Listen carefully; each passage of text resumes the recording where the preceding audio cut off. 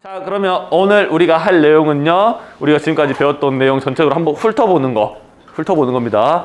늘 이야기하지만 시험이 임박했을 때 이 총정리만 들으시면 안 돼요. 물론 급하시면 얼마든지 들어보겠죠. 물론 여러분들이 이렇게 찍어놓으면 여러분들이 이제 이걸 듣겠죠. 시험 전날 아침까지, 시험 당일날 아침까지 이걸 열심히 볼 건데, 이거 하나 가지고 어떻게 승부를 보려고 하지 마십시오. 이거는 전체적으로 한번 훑어보는 거고, 내가 뭘 아는지 모르는지 체크하는 용도로 사용하시는 겁니다. 알겠죠? 네. 자, 그러면 우리가 배웠던 주제 첫 번째, 미국의 남북전쟁. 두 번째, 라틴 아메리카. 그렇죠, 라틴 아메리카의 독립. 세 번째, 그렇죠, 산업혁명. 네 번째, 사회주의. 그렇죠, 사회주의.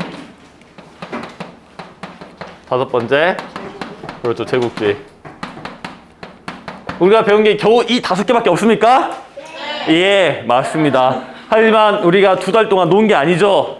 이 하위 항목으로 보면 내용들이 많죠. 매우 큰 주제 이렇게 5개 잡았고요. 그러면 첫 번째 남북전쟁부터 들어가도록 하겠습니다.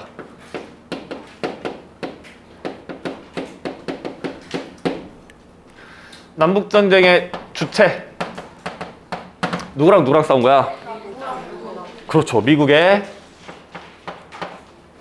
북부와 남부로 나누어서 싸웠죠. 이 전쟁의 배경이 뭐야? 왜 싸웠어, 이 친구들이? 노예제도라고 먼저 말씀하시면 안 되죠. 북부의 사람들이 도덕성이 엄청나게 고결해서 이 비인간적인 노예제도를 못 보고 있었던 게 아니잖아요, 우리가. 그죠? 그 부가적인 거죠. 핵심적인 건 뭐냐? 사회, 경제적인 구조 차이가 있었다라고 하시면 됩니다.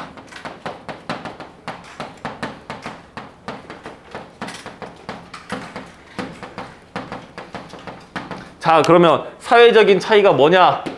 이때 이제 이야기 하셔야 되죠. 노예제도. 경제적인 차이가 뭐냐? 이제 주요 산업이 달랐죠. 산업 구조가 달랐습니다. 산업 구조. 산업 구조가 달랐어요. 북부는요, 공업이 발달했고요. 남부는요, 농업이 발달했죠. 어떤 농업? 면직물을 막 농사에서 자라다 버려? 면직물의 원료가 되는 목화. 여러분들 반은 다행히 목화가 바로 나왔지만, 물론 면직물이 잠깐 나오긴 하셨지만, 목화가 나왔지만 다른 반 가면 밀이요, 돼지요, 소요, 옥수수요, 보리요, 쌀이요, 그런 거 아닙니다. 목화입니다. 목화. 아시겠죠? 주요는 목화였습니다. 그래서 이거를 우리가 표로 한번 정리해 드렸죠. 북부, 남부. 산업. 북부는 공업, 남부는 농업이다. 그러면 산업이 공업이고 농업이고 이 차이가 무슨 의미가 있느냐? 공업의 생산물은 공산품이죠. 이 공산품을 어디다가 팔아? 미국 자국 내에서 소비를 시키죠. 농업의 생산물인, 농작물인 목화는 어디서 소비를 시켜? 영국으로 소비를 시킨단 말이야. 즉 수출을 한단 말이야. 그러다 보니 이런 무역 정책에서 조금의 차이가 나타나게 되죠. 이 친구들은 어떤 정책? 보호 무역을 이야기하게 되고요. 남부는요, 자유 무역을 이야기하게 되는 거죠. 설마 아직까지 보호 무역과 자유 무역을 모르는 친구는 없겠죠. 표정이 심각해지시는데. 보호무역이 뭐야? 자, 그럼 다시 물어볼게요. 보호무역과 자유무역에서 핵심 차이점이 뭐야? 관세. 그렇죠, 관세가 나와야죠. 관세. 관세라는 것은 경계를 넘어갈 때 내는 세금 또는 국경을 넘어갈 때 내는 세금 또는 관문을 넘어갈 때 내는 세금으로 생각하시면 됩니다. 즉 수입 수출할 때 내는 세금이라고 생각하시면 돼요. 오케이? 네. 왜 이게 문제냐? 자 봅시다. 북부에서의 발달한 공업은요 이걸 자국 내에서 소비한다고 했어. 근데 영국의 산업이 공업이 좀 더 발달해 있습니다. 더 좋은 품질의 물건을 더 싸게 만들 수 있단 말이야. 그거를 우리나라에다가 싸게 팔아버리면 내 물건을 팔 수가 없겠지. 자 쉽게 예를 들어 드릴게요. 내가 차를 한 대 드릴 거야. 벤츠, BMW, 아우디, 현대. 골라. BMW. 당연히 벤츠. 벤츠 받는데요. 뭐 BMW, 현대. 현대자동차 뭐 받으실 거예요? BMW 뭐 받으실 겁니까? 현대. 현대. 아무거나 선택하세요. 진짜 줄 거 아니니까 그냥 편하게 선택하십시오. 뭐 받으시겠습니까? 현대. 벤츠, 아우디, BMW, 현대자동차. 아우디.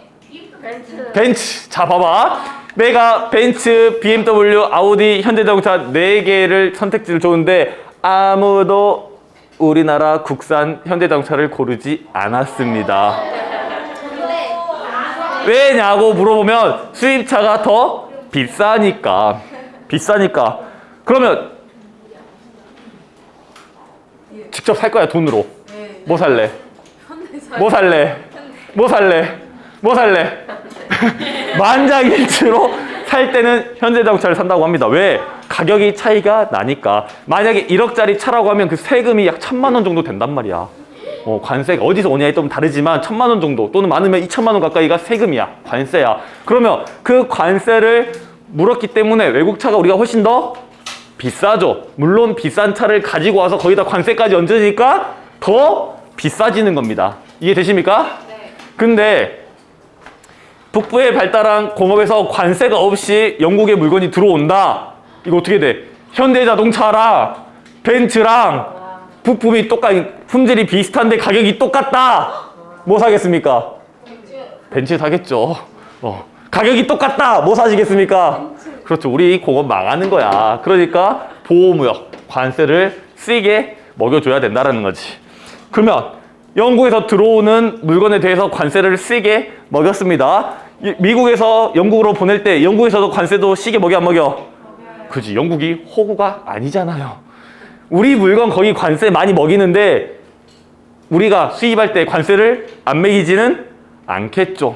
그러면 농업 생산물인 목화가 영국으로 들어갈 때 관세가 세게 먹고 들어갑니다. 즉 물건의 가격이 비싸게 들어갑니다. 내 목화 가격 경쟁력이 떨어지죠. 물건이 많이 팔릴 수가 없겠죠. 그러니까 자유무역. 야 우리 관세 없이 자유무역 하자라는 게 큰 관점 차이였다라고 말씀드렸습니다. 오케이? 거기에다가 노예제도까지 있죠. 북부는 노예제도가 반대하고요. 남부는 찬성하게 된다라는 거죠. 북부의 사람들이 도덕성이 고결해서 노예제도를 반대한 것은 아니라는 거지. 공업, 생산물, 생산품은 어디서 소비? 미국에서 소비. 누가 소비를 해줘야 돼? 사람들이 소비를 해줘야 돼. 근데 노예들이 많아. 노예들이 돈을 받지는 않죠. 이 사람들이 뭐가 돼야 돼? 근로자면서 임금을 받고 임금을 받은 돈으로 사용하는 소비자가 돼야 된다는 거야. 근데 여기서는 그럴 필요가 없죠. 바로 영국으로 팔 거기 때문에. 오케이? 그래서 이제 링컨이 당선되고요. 이제 남부가 탈퇴를 하죠. 탈퇴를 하면서 남북전쟁이 시작이 되고요. 그러다가 중간에 노예 해방을 선언하고요. 그러다 게티즈버그 전투에서 남부가 이제 패배하게 되면서 전세가 확 기울게 되면서 북부의 승리로 가져오게 되죠. 그 뒤에 미국은 우리가 잘 알고 있죠. 적극적으로 이민 정책을 추진하고요. 그래서 영토도 확장해 나가죠. 그래서 동과 서를 지금의 우리가 알고 있는 미국의 형태를 갖게 되었고 동서를 연결하는 무슨 철도? 대륙 횡단철도를 연결하게 되죠. 그래서 태평양과 대서양을 모두 다 이용할 수 있는 현재의 국가가 되었다라고 알아두시면 되겠습니다. 어렵지 않죠? 네. 자, 두 번째로 갑니다. 라틴 아메리카.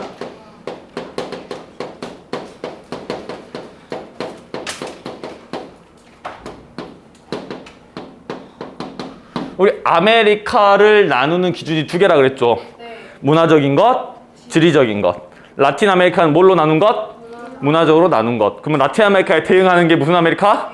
앵글로 아메리카. 지리적으로 나눈 건 남아메리카와 북아메리카. 이거 차이점 구분하시라고 말씀드렸습니다. 자, 첫 번째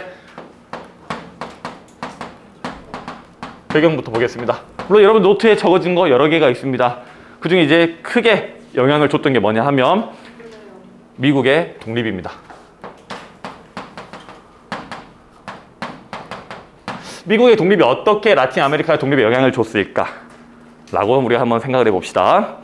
자, 이번 주에 선생님 반에서 그 천체 관측한 거 알고 있는 친구들 알고 있죠? 천체 관측하기 전에 저녁밥도 먹은 거 알고 있죠? 뭐 먹었어요? 그렇죠. 치킨을 먹었습니다. 근데 이걸 여러분들이 알고 있는 친구도 있고 지금 방금 처음 듣는 친구도 있는데 담임 선생님이 애들 데리고 천체 관측도 하고요. 치킨도 사 먹었어. 무슨 생각이 들어? 부럽다! 부럽다! 그 다음에 무슨 생각이 들어? 나도 우리 담임 선생님이 해줬으면 좋겠다라는 생각이 드는 거지. 자, 봐봐. 윗동네 미국 독립했어. 나도 독립하고 싶다라는 생각이 드는 거지. 오케이? 자, 두 번째 어떤 사상? 그죠, 계몽사상.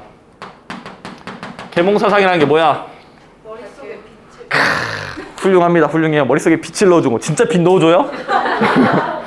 뜻은 이제 인라이트먼트라고 했었죠. 빛을 넣어주듯이 이 빛이 뭘 상징하는 거야? 진실이요. 그렇죠. 이성과 합리성을 이야기하는 거잖아. 즉 이성적으로 생각하니 너가 뭔데 나를 억압해? 너가 왜 나를 착취해?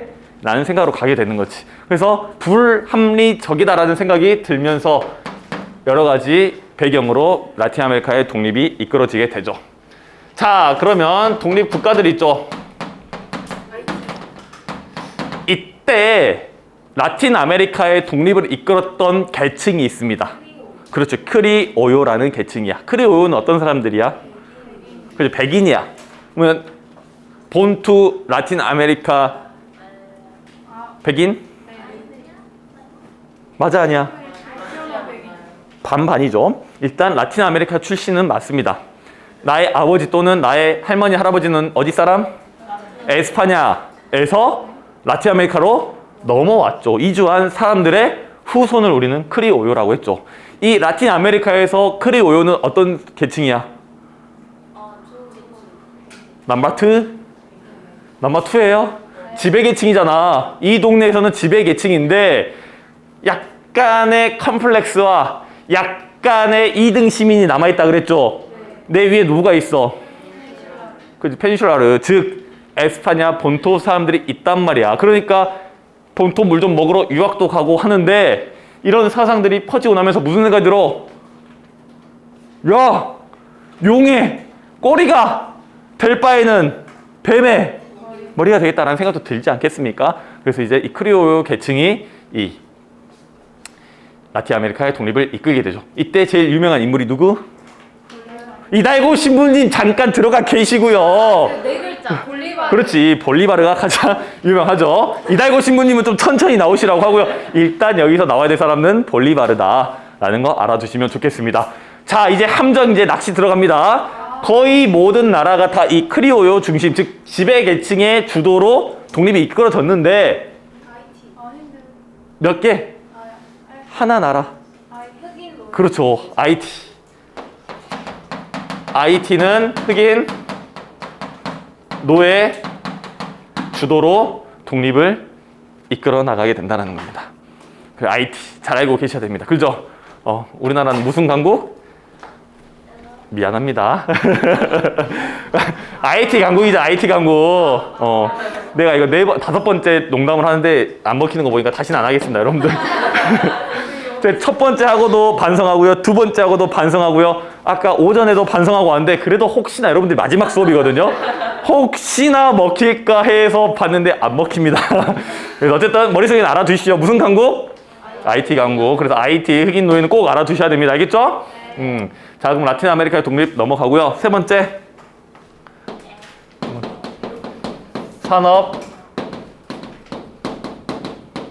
산업혁명입니다. 첫 번째 산업혁명의 의미.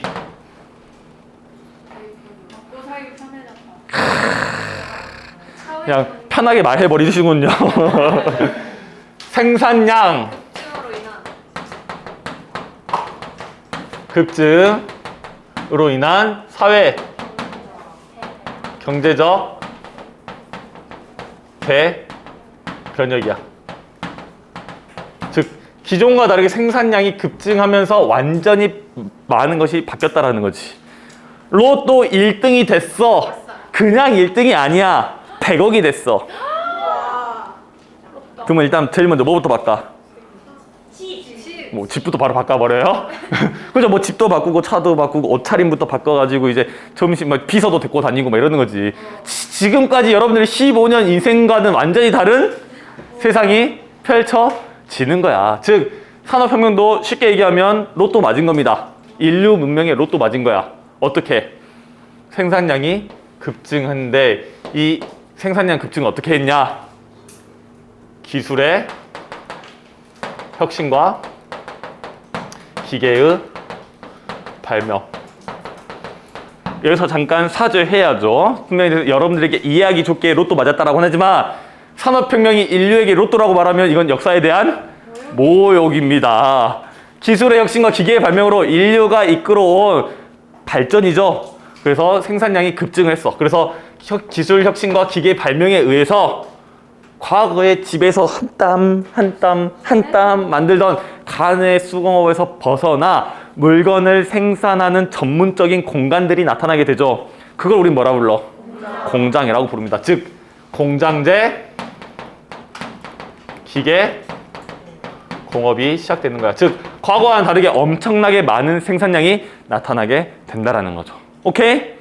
자, 그럼 여기서 잠깐 우리가 살펴보고 가야 될 게 전 세계에서 가장 먼저 산업혁명이 일어난 나라는 어디? 영국입니다. 영국에서 가장 먼저 세계에서 가장 먼저 산업혁명이 일어날 수 있었던 이유. 첫 번째. 그렇죠. 정치 안정. 두 번째. 풍부한 노동력. 세 번째. 풍부한 지하 자원. 마지막으로 네 번째. 소비 시장 확보다라고 알아두셔야 됩니다. 정치 안정은 어떻게 될 수 있었지? 그지? 명예혁명. 명예혁명 이후 정치가 안정되었고요. 풍부한 노동력은 어떻게 얻을 수 있었죠? 그치? 인클로저 운동에 의해서 1차, 2차 인클로저 운동에 의해서 시골에서 도시로, 농부에서 근로자로, 노동자로 변화한 사람들이 많이 있었다. 넓게 먼 발치에서 바라보면 풍부한 노동력이고요. 가깝게 그 사람들의 개인의 삶을 바라보면 비극이었다라고 말씀드렸습니다. 풍부한 지하자원은 어떤 것들? 석탄과 철광석. 소비시장 확보는 어떻게? 식민지를 통해서 이 네 가지 여러분들 객관식으로 나오든 서술형으로 나오든 여러분들은 풀거나 쓸 수 있으셔야 된다는 거 체크하고 넘어가도록 하겠습니다. 두 번째로 갑니다. 두 번째, 전개. 첫 번째, 동력의 변화. 두 번째, 그렇죠. 교통수단의 변화. 세 번째, 통신수단. 동력은요, 과거에는 내가 하거나 소나 말을 쓰거나 였는데 증기기관이라는 게 등장하게 되죠. 그러고 나서 좀 더 시간이 지나면 전기라는 동력원이 나타나게 됩니다. 지금도 주 동력원이 뭐야, 우리? 전기죠. 지금 우리 이렇게 시원하게 지금 에어컨 나오는 것도 지금 저 안에 사람 숨어가지고 이렇게 막 돌리고 있는 거 아니잖아요. 전기의 힘으로 우리가 이렇게 시원하게 살 수 있다는 겁니다. 교통수단은 과거에는 걸어가거나 조금 더 여유가 있으면 말이나 마차를 타고 갔는데 증기기관차, 증기선 또는 좀 더 시간이 지나면 자동차를 타고 가게 되는 거죠. 통신수단은요, 내가 직접 가거나 또는 편지를 써서 누군가 대신 전달해 주거나 였는데 이제 유선 전신, 또는 내 목소리를 직접 전달할 수 있는 전화를 쓸 수 있게 됐다는 겁니다. 이런 식의 변화가 있었다는 거 체크하고 넘어가고요. 세 번째, 이런 산업혁명의 결과 첫 번째, 농업사회에서 공업사회로 넘어왔다. 두 번째, 이제 자본주의 경제체제가 형성됐고요. 세 번째, 긍정적으로는 과거 그 어느 때보다도 물질적으로 풍요로워졌고요. 교통과 통신기술의 발달로 교류가 활발해졌다. 단, 부정적인 면도 빠질 수가 없다. 첫 번째, 나의 노동시간이 늘어났고요. 나의 임금이 아주 처참하게 낮았고요. 나의 작업 환경이 열악하고요. 거기에다가 우리의 빈부격차는 엄청나게 커졌습니다. 처음에 우리가 이렇게 힘들고 나의 일자리를 빼앗아 가는 거를 누구 탓을 했어? 기계 탓. 이놈의 기계들 다 부셔버리겠어. 러다이트 운동이 있었죠. 근데 곰곰이 잘 보니까 이게 또 기계만의 문제는 아니야. 무슨 문제야? 사회 구조적인 문제인 것 같아. 그래서 보니 야, 이건 좀 문제가 있지 않냐? 하면서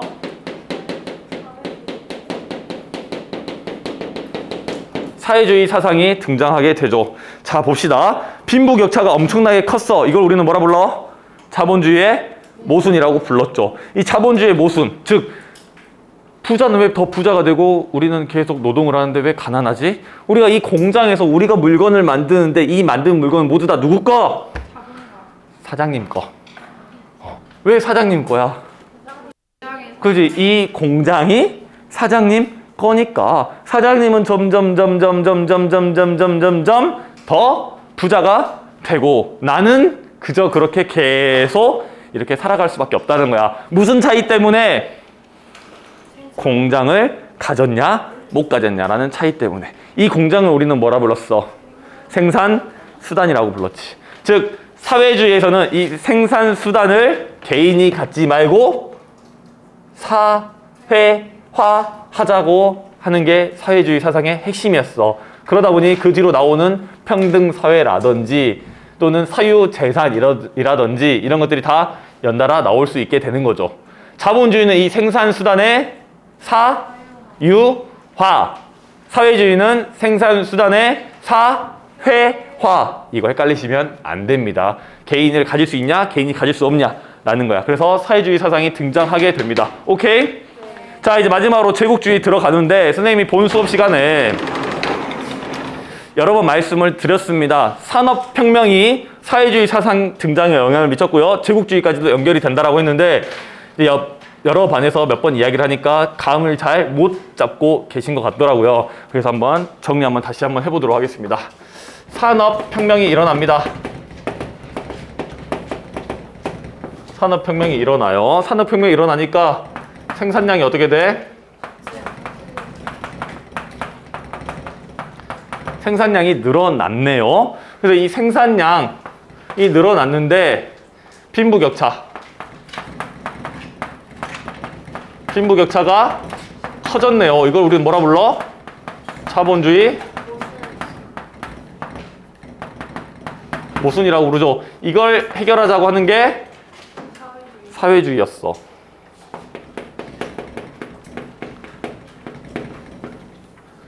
자, 생산량이 늘어났네요. 이거 재고 처리 못하면 우리 어떻게 돼? 망합니다. 그러니까 이걸 어떻게 하자? 소비시장이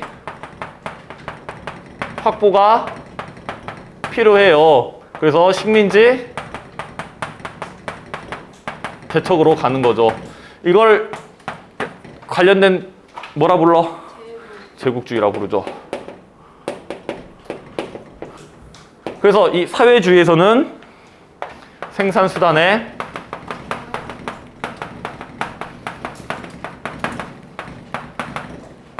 사회화를 중요시 여겼다. 체크해 주시면 되겠고요. 이 제국주의는 소비시장을 확보하기 위해서 식민지를 개척하는 거죠. 다시 말하면 식민지 확보를 위한, 식민지 개척을 위한 팽창 정책이 우리는 제국주의라고 불렀습니다. 이 제국주의의 지배 논리가 두 가지 있었죠. 첫 번째가 뭐였어? 사회 진화론. 두 번째, 인종주의. 두 가지가 있었습니다. 사회 진화론이란 무엇이냐 하면 다윈의 진화론에서 영감을 받아서 만들어낸 거죠. 이걸 어디에 적용한 거냐? 인간 사회에 적용한 겁니다. 찰스 다윈의 진화론은 아니요, 약육강식 이야기는 이따 사회 진화론 이야기고요. 여기는 자연 선택을 강조했습니다. 자연 선택, 즉 적응한 존재가 자연을 선택을 받으면 계속 진화를 해 나가고요. 그렇지 못한 친구들은 도태되고 멸종하게 된다라는 이야기였어. 물론 이 찰스 다윈이 이 이야기를 할 때는 엄청나게 힘들어했다라고 말씀드렸죠. 왜냐? 그 친구는 그 친구라고 하면 안 되죠. 그분은 매우 독실한 기독교 신자였기 때문에 그 이야기 이제 나중에 하고요. 그래서 그 내용을 사회, 즉 인간이 살고 있는 사회에 적용한 게 사회 진화론이야. 사회 진화론에서는 적자 생존, 즉 적응한 자가 살아남고요. 두 번째, 약육강식이야. 강력한 사회가 약한 사회를 지배하고 먹는 게 뭐다? 자연의 이치이자 섭리이다 라고 이야기하는 거죠. 그러니 문명이 발달한 우월한 사회가 열등한 사회를 지배하고 점령하는 것은 자연의 섭리다, 당연하다, 괜찮다라고 보는 겁니다. 두 번째, 인종주의는 인종 간에 뭐가 있다? 우열이 있다. 가장 우월한 누구? 백인. 열등한 유색인종. 유색인종이 열등하다. 그러니 우월한 백인이 열등한 유색인종들을 내가 끌고 도와줄게 라는 명분으로 식민지를 지배한 것이죠. 그러니 여러분들 161페이지에 있는 그림, 백인의 짐 이야기를 해드렸습니다. 나 혼자 문명의 길로 가면 빨리 편하게 갈 수 있지만 우월한 우리 백인이 열등한 너희들을 데리고 이고 지고 문명의 길로 갈 거야. 너희들 다 데려가기 힘들지만 우월한 우리의 숙명이다. 백인의 짐이라는 표현을 썼죠. 그래서 여러분들이 식민 지배하면서 여러분들을 문명화해주고 있는 게 당연하다라고 보는 겁니다. 오케이? 인종주의까지 이야기 드렸고요. 제국주의에서 이제 다음 이야기는 뭐냐? 아프리카와 그 외 지역을 어떻게 나눠 먹었냐죠. 그래서 아프리카는 두 나라가 크게 나눠 먹습니다. 첫 번째, 영국. 두 번째, 프랑스. 영국은 어떻게? 종단 정책. 프랑스는 횡단 정책이라고 했죠. 그래서 종단 정책은 이집트에서부터 케이프타운까지, 횡단 정책은 알제리에서 마다가스카르 섬까지 연결했습니다. 우리는 수학 시간에 배웠습니다. 평행하지 않는 두 선을 쭉 연결하다 보면 언젠가 어디선가 한 점에서 만난다는 것을, 그 만나서 생겼던 사건이 파쇼다 사건, 1898년에 일어났던 파쇼다 사건으로 정리할 수 있겠고요. 그거는 그냥 그런 사건이 있었구나 하고 넘어가시면 됩니다. 그 다음에 영국은 여기서 한 번 더 꿈을 꾸죠. 3C 정책을 이야기합니다. 3C 정책. 이집트의 카이로, 케이프타운, 인도의 콜카타까지 큰 삼각형을 그리는 이 3C 정책을 펼쳤고요. 우리가 살짝 떨어져서 독일 이야기를 보면 3B 정책을 펼쳤죠. 베를린, 비잔티움, 바그다드 이렇게 연결하는 3B 정책을 펼쳤다는 거 체크해 두시면 되겠습니다. 이제 아시아 쪽으로 살짝 넘어오면 아시아에서 인도 차이나 반도를 지배했던 나라는 프랑스입니다. 그래서 여러분 베트남, 한때 유행했던 다낭이라는 여행지, 관광지가 있었습니다. 거기서 이제 프랑스 식민 지배에 남은 문화재, 남은 흔적들을 가지고 관광 산업화 시키고 있다는 것도 알 수 있고요. 그래서 인도 차이나 반도는 프랑스가 먹었고요. 인도네시아는 누가? 네덜란드가 이제 지배를 했었죠. 필리핀은 좀 특이하다 했었죠. 에스파냐 식민지였는데 미국으로 넘어가면서 식민 지배는 흔적을 남긴다 했죠. 언어 또는 종교. 근데 필리핀은 에스파냐의 영향을 받아서 종교는 가톨릭인데 언어는 미국의 영향을 받아서 영어를 쓰고 있다라는 점도 이야기 드렸습니다. 마지막으로 이야기 드리면 이런 험난한 시대 상황에서도 식민 지배를 당하지 않고 버텼던 나라가 하나 있어. 그렇죠. 태국이라는 나라는 버텼습니다. 그 이유는 여러 가지가 있겠지만 우리는 국제 정세상으로 강력한 두 나라, 프랑스와 영국, 두 사이의 충돌을 방지하는 완충지로서 그냥 놔두는 독립을 유지했던 식민지배를 당하지 않았던 국가로 정리하시면 되겠습니다. 여기까지 정리하고요. 혹시 질문 없어요. 없으면 수업 끝!